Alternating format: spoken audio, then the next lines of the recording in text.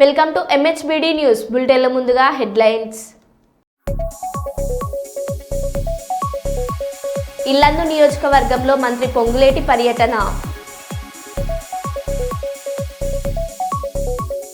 హిరా foundation ఆధ్వర్యంలో చింతకుంటలో కులమతాలకు అతీతంగా 250 మంది పేదలకు బ్లాంకెట్ల పంపిణీ. ప్రజావాణి దరఖాస్తులను త్వరితగతిన పరిష్కరించాలి జిల్లా కలెక్టర్ కుమార్ దీపక్. సంగారెడ్డి జిల్లాలో ప్రజాపాలనలో భాగంగా ఉత్సాహంగా 2K రన్ కార్యక్రమాలు. ఎమ్మిగనూరు పట్టణంలో కార్డన్ సెర్చ్ ఆపరేషన్. 18వ ఆంధ్ర NCC బెటాలియన్ ఆధ్వర్యంలో జాతీయ కాలుష్య నివారణ దినోత్సవ ర్యాలీ.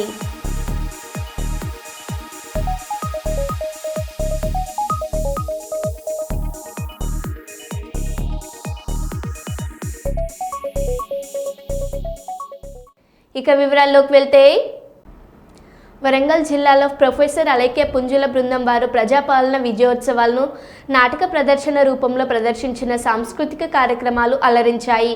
వరంగల్ మధ్యకోట కీర్తి తోరణాల ఆవరణలో నిర్వహించిన ప్రజాపాలన విజయోత్సవాల కార్యక్రమానికి ముఖ్య అతిథిగా జిల్లా కలెక్టర్ సత్యశారద, అదనపు collector Sandhyarani, DPRO Ayub, Ali RDO Satyapal Reddy, DEO Gnaneshwar, tahsildar Bandi Nageshwar, రాష్ట్ర నృత్య నాటక అకాడమీ కార్యదర్శి మనోహర్, బాలకృష్ణ, కార్పొరేటర్లు, కాంగ్రెస్ నాయకులు, రెవెన్యూ అధికారులు, పాఠశాల విద్యార్థులు తదితరులు పాల్గొన్నారు.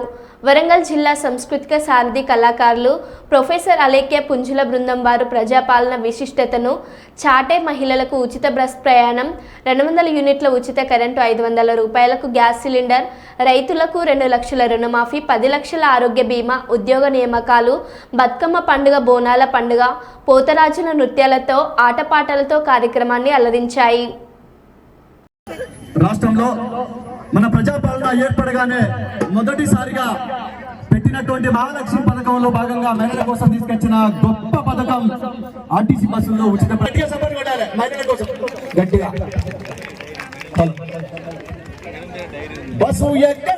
డ్రగ్స్, సైబర్ నేరాలు సమాజాన్ని పట్టి పీడిస్తున్నాయి. దీనివల్ల మన పిల్లల భవిష్యత్తు ప్రమాదకరంలో పడుతుంది. కాబట్టి మన టాలరెన్స్ పద్ధతిని అనుసరిస్తూ మన ముఖ్యమంత్రి రేవంత్ రెడ్డి గారు మరియు ప్రొహిబిషన్ ఎక్సైజ్ శాఖ మంత్రులు శ్రీ జూపల్లి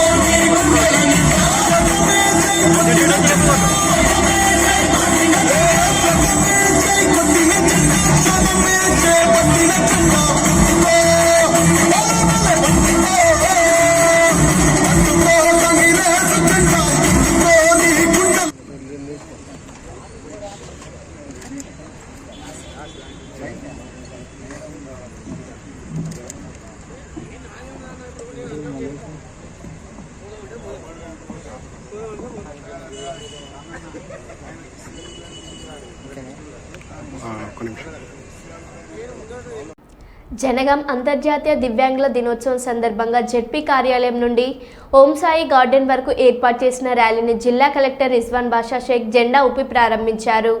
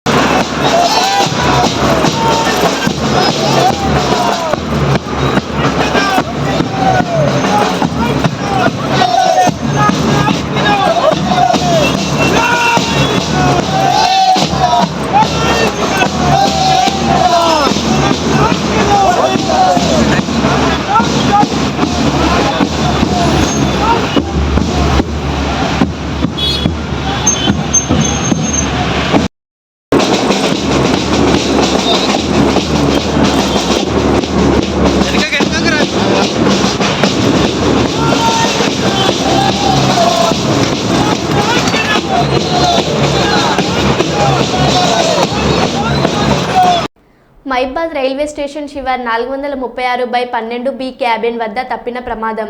గూడ్స్ రైల్ కప్లింగ్లో ఊడిపోవడంతో వీడిపోయిన 3 బోగీలు. గూడ్స్ రైలు 2గా విడిపోయిన విషయాన్ని గమనించి లోకో పైలట్ను అప్రమత్తం చేసిన రైల్వే గార్డ్ రైలును వెంటనే నిలిపివేసి రైల్వే ఉన్నతాధికారులకు సమాచారం అందజేత ముందుకు వెళ్లిన గూడ్స్ ఇంజన్ను వెనక్కి రప్పించి విడిపోయిన 3 బోగీలను జత చేసి మరమ్మతులు చేపట్టి గూడ్స్ రైలును పంపించిన రైల్వే అధికారులు.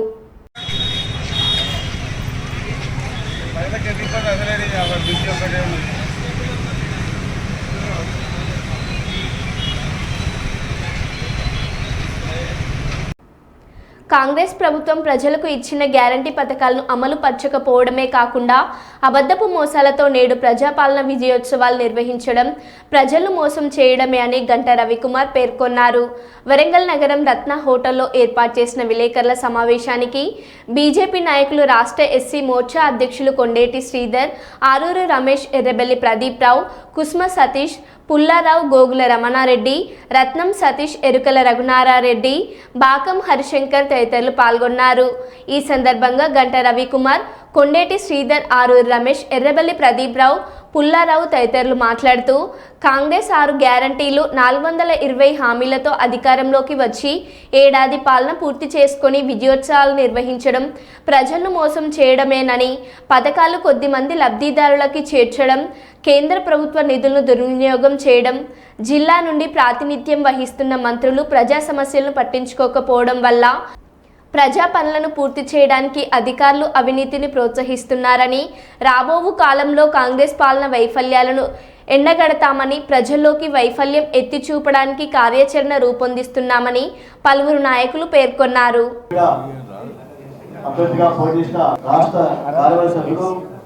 వరంగల్ తూర్పు నుంచి పోటీసిన అభ్యర్థి పెద్దలు ఎర్రబెల్లి ప్రదీప్ రావు గారికి స్వాగతం తెలియజేస్తున్నారు. వైఫల్యాలు ఇచ్చిన హామీలపై ఈరోజు చార్జ్షీట్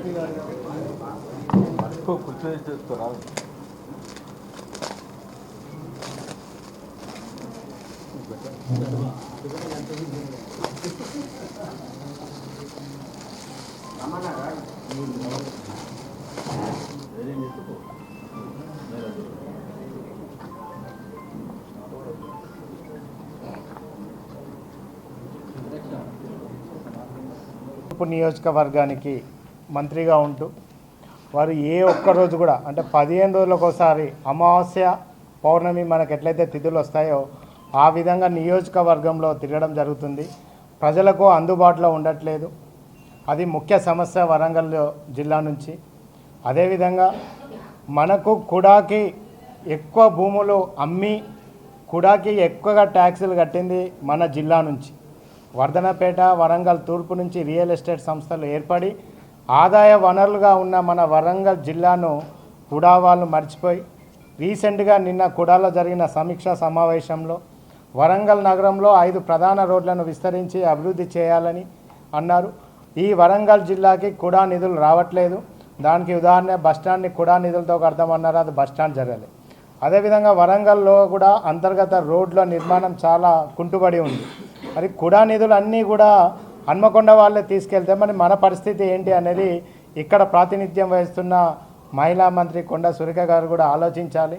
వారు ఎక్కువ సమయం ఇక్కడ కేటాయించాలి, వాడలలో తిరగాలి, హాస్పిటల్లో తిరగాలి. సీకేఎం మెటర్నిటీ హాస్పిటల్లో ఎలాంటి పరిస్థితి ఉంది, ఇటీవల నిన్న జరిగిన పత్రిక దాంట్లో ఒక ఫోటో చూశాను నేను. ఒక్క సిలిండరు 3 పసిపాపలకు పెట్టి మనం ఎంజిఎంలో తీసుకుపోయే పరిస్థితి ఏర్పడ్డది. ఎంజిఎంలో సరైన వసతులు లేవు, ఇన్ఫ్రాస్ట్రక్చర్ లేదు, డాక్టర్స్ లేరు, టెక్నీషియన్స్ లేరు. కాబట్టి వరంగల్ జిల్లాను ఆదాయ వనరులుగా భావించి ఈరోజు మరి ఇదే వరంగల్ని మరిచిపోయి అక్కడ ఉన్న హన్మకొండకు సంబంధించిన అభివృద్ధి ఎక్కువ జరుగుతుంది.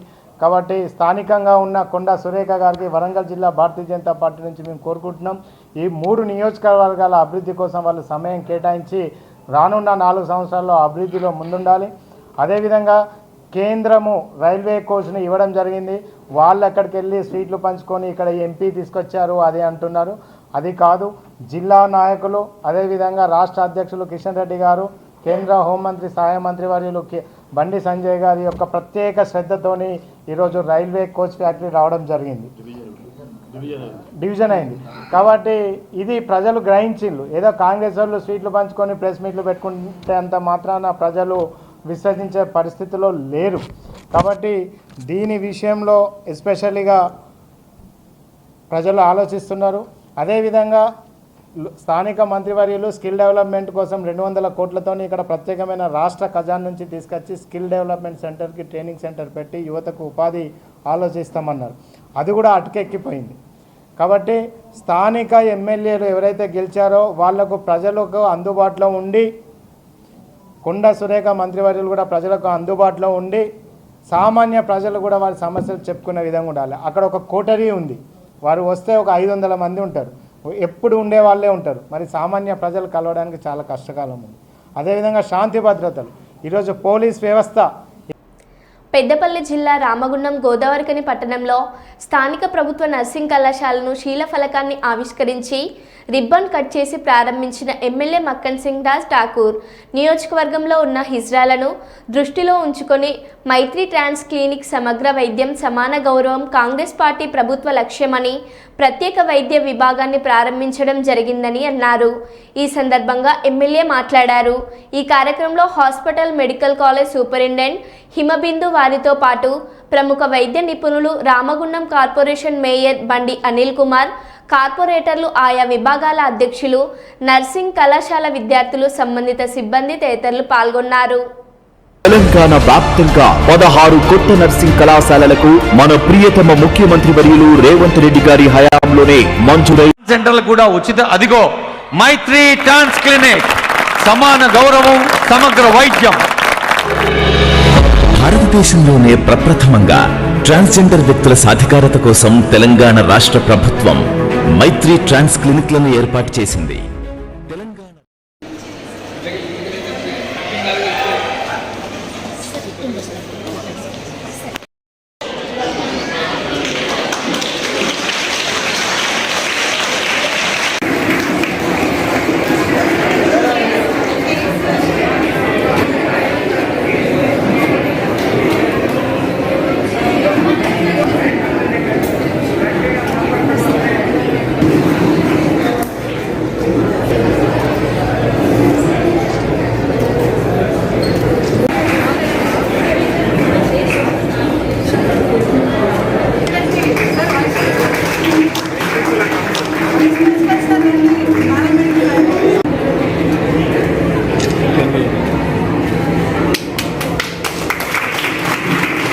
కాదన్న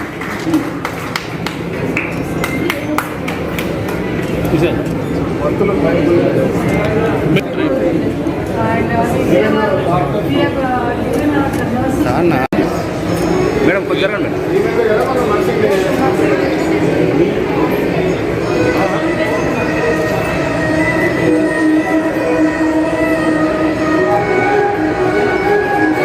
బహిరంగ సభను ఏర్పాటు చేసుకున్నాం. భాషా సాంస్కృతిక శాఖ నుండి మరో డాక్టర్ పాటతో తమ్ముడు శివనోట మరో పాట.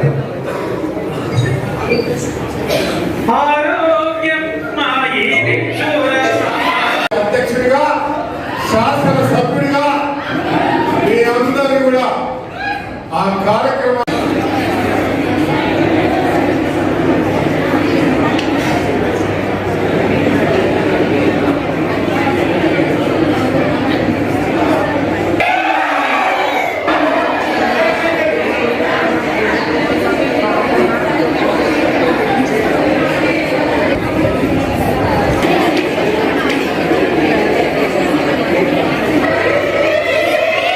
రాష్ట్ర ముఖ్యమంత్రి రేవంత్ రెడ్డి గారి యొక్క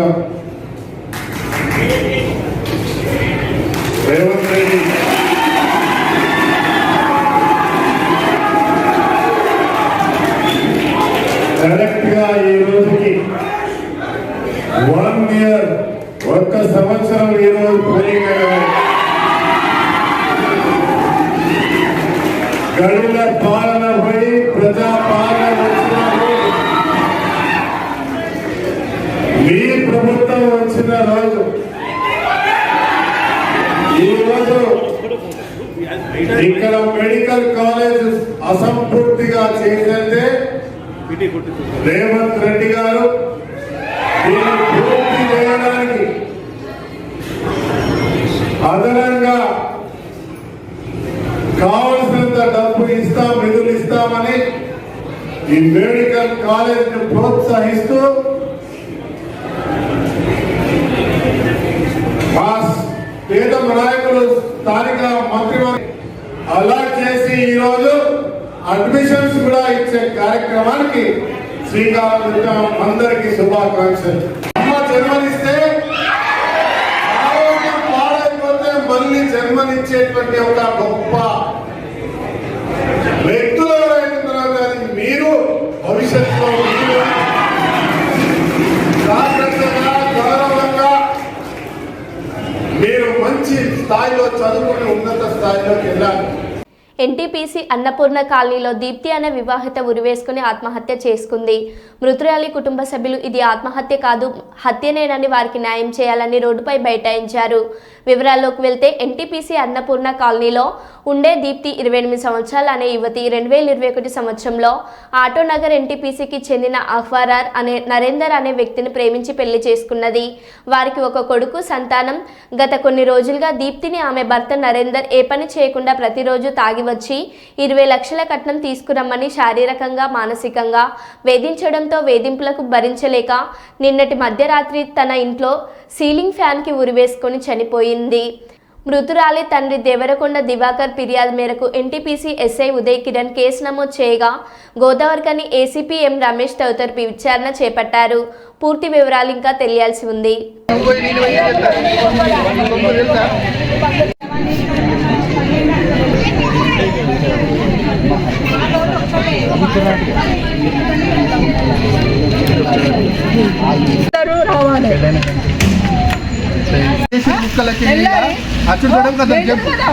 వాళ్ళు ఇష్ట ప్రకారంగా పోతారు. మిస్సింగ్ కేసు అని పెడితే అప్పుడు తీసుకొని వచ్చారు. అప్పటికే ఈ పోలీసులు అందరికీ తెలుసు వాడు పెళ్లి చేసుకొని వచ్చి ఉండరని వీళ్ళకి తెలుసు. మేము వచ్చి కేసు పెడితే అప్పుడు తీసుకొచ్చారు బయటికి. ఇవాళ మార్నింగ్ ఉన్నదని తెలిసినాక కూడా బాడుగా కొడితే చుట్టుపక్కల వాళ్ళకి ఫోన్ చేసారు. ఫోన్ చేస్తే నా బిడ్డ కాళ్ళు మొక్కుతా రావే నేను చదువుకుంటానే అని వదిలేసి రావే వారు రౌడీ అని చెప్పినా కూడా దాన్ని ఏం పెట్టిరో దాన్ని ఏం చేసిరో మొత్తానికి వెళ్ళి చంపారు, పడేసారు. మొత్తం కుటుంబ ఫ్యామిలీ చంపారు.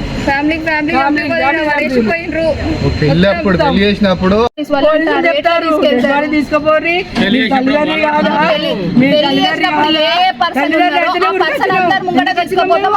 అందరు మా ముంగట కనిపించాలి. అప్పుడు ఎవరైతే ఉన్నారో జీవన్ మన తమ్ముళ్ళ పేరు ఏంటి కదా వాళ్ళ చెల్లె మొత్తం 6 ఉన్నారు. వాళ్ళు వీనితో కలుపుకుని 6 వాళ్ళ దోస్తులు కూడా అందరు వీని గ్యాంగ్ మొత్తం వచ్చి గల్లాలు ఎగరేసుకొని తిరిగి ఇప్పుడు ఏరి అందరు కలిసి చంపిర్రు. వాళ్ళు ఎక్కడికి పోయిర్రు? వీని కొడుకేది, నా చెల్లె కొడుకేడి, వాడిని ఎక్కడ దాచిపెట్టిర్రు? వీళ్ళందరూ ఎక్కడ పరారయ్యారు? ఇప్పుడు ఎందుకు అత్తలేరు? ధైర్యం ఎందుకు అత్తలేదు? వాళ్ళు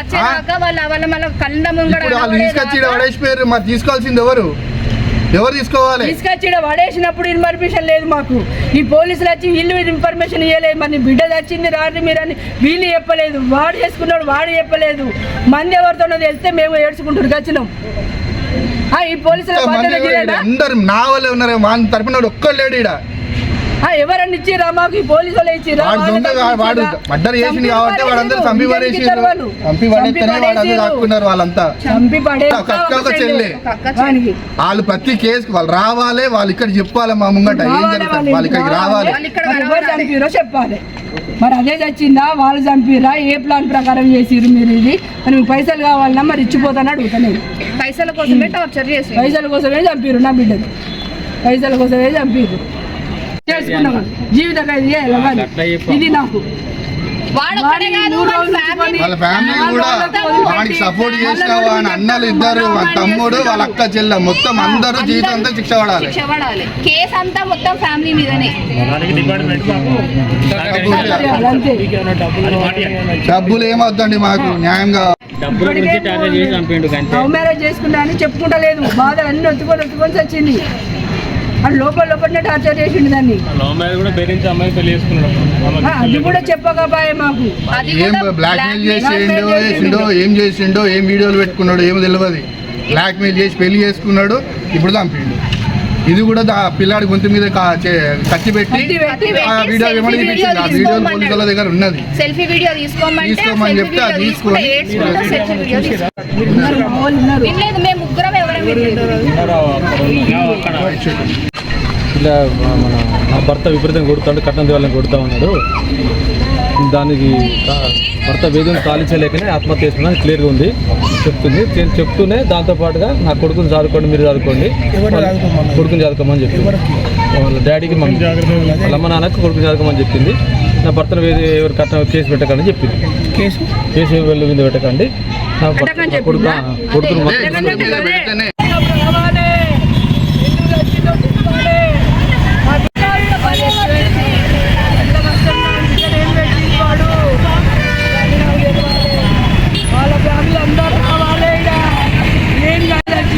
భద్రాద్రి కొత్తగూడెం జిల్లా ఇటీవల అనారోగ్యంతో మృతి చెందిన ఇల్లందు మాజీ ఎమ్మెల్యే ఊకే అబ్బయ్య కుటుంబాన్ని రాష్ట్ర రెవెన్యూ గృహ నిర్మాణ శాఖ మంత్రి పొంగులేటి శ్రీనివాస్ రెడ్డి ఇల్లందు ఎమ్మెల్యే కోరం కనకయ్యతో కలిసి పరామర్శించారు.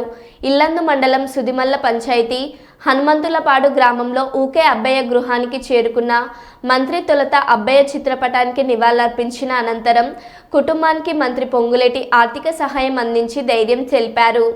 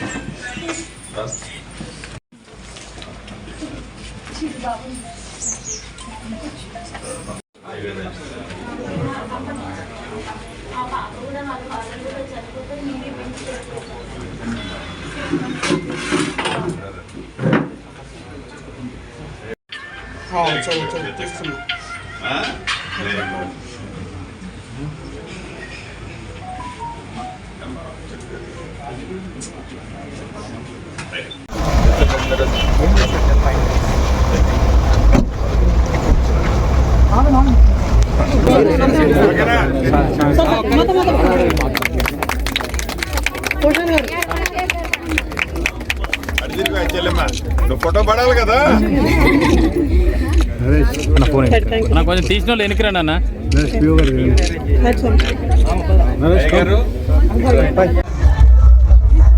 స్వామి ప్లీజ్ స్వామి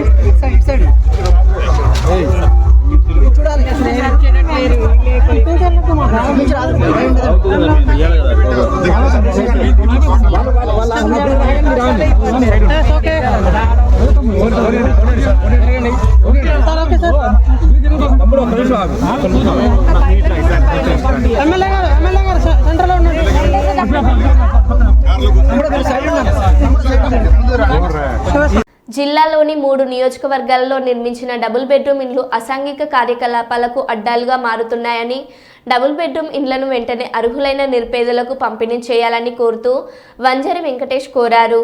ఈ మేరకు సోమవారం నాస్పూర్ సమీకృత కలెక్టరేట్ కార్యాలయంలో నిర్వహించిన ప్రజావాణి కార్యక్రమంలో జిల్లా కలెక్టర్ కుమార్ దీపక్ వినతి పత్రం అందజేశారు. ఈ సందర్భంగా వెంకటేష్ మాట్లాడుతూ జిల్లాలోని గత ప్రభుత్వం కట్టినటువంటి డబుల్ బెడ్రూమ్ ఇళ్లను అర్హులైన నిరుపేదలకు ప్రింట్ అండ్ ఎలక్ట్రానిక్ మీడియా జర్నలిస్టుల కోసం ఈనాటి ప్రభుత్వం మంచి ఆలోచన చేసి వెంటనే ఈ ఇండ్లను పేద ప్రజలందరికీ అందించాలని కోరారు.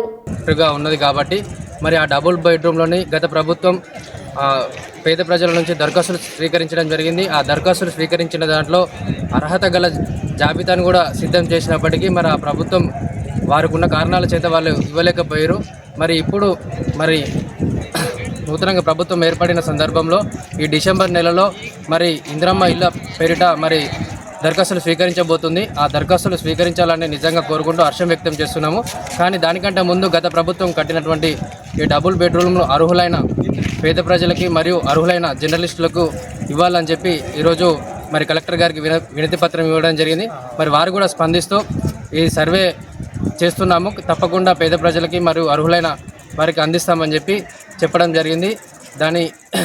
జరిగింది. దానికి సంతోషం వ్యక్తం చేస్తూ మరియు త్వరగతిన ఈ యొక్క సమస్యకు పరిష్కారం చూపించాలని చెప్పి మంచిర్యాల జిల్లా ప్రజల తరపున మరియు అర్హులైన జర్నలిస్టుల తరపున కోరడం జరుగుతుంది. మరో బులెటిన్లో మళ్ళీ కలుద్దాం. Stay tune.